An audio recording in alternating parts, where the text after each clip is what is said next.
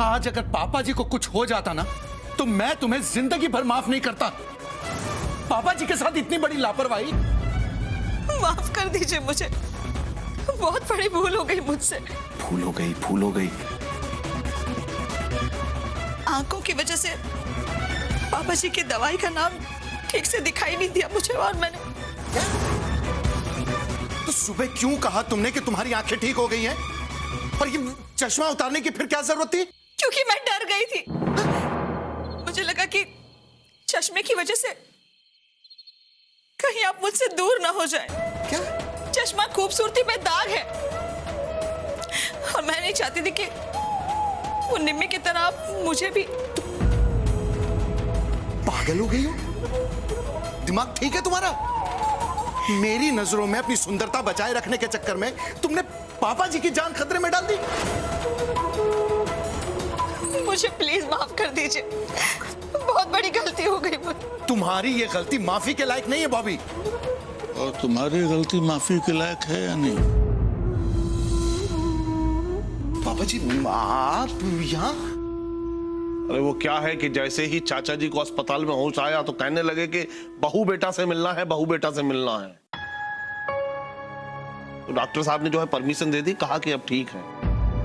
भग्गू, हमारी तबीयत बिगड़ने में बहू बेटा से ज्यादा गलती तुम्हारी है।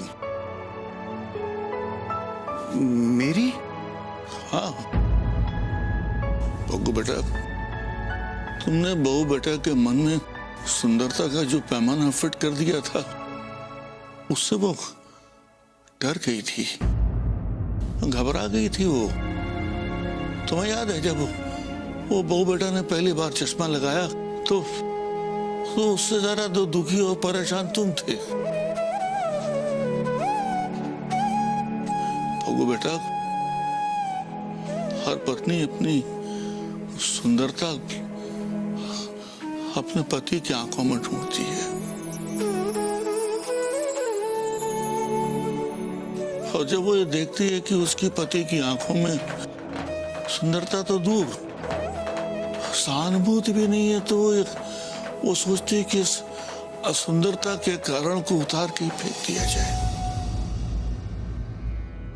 नहीं पापा जी, गलती मुझसे हुई है, और मेरी गलती की वजह से आज आपको। नहीं बहू बेटा, अरे बहू बेटा, तुमने तो सही टाइम पर मुझे अस्पताल पहुंचाकर मेरी जान बचाई है, मेरे जीवन की रक्षा की है बेटा।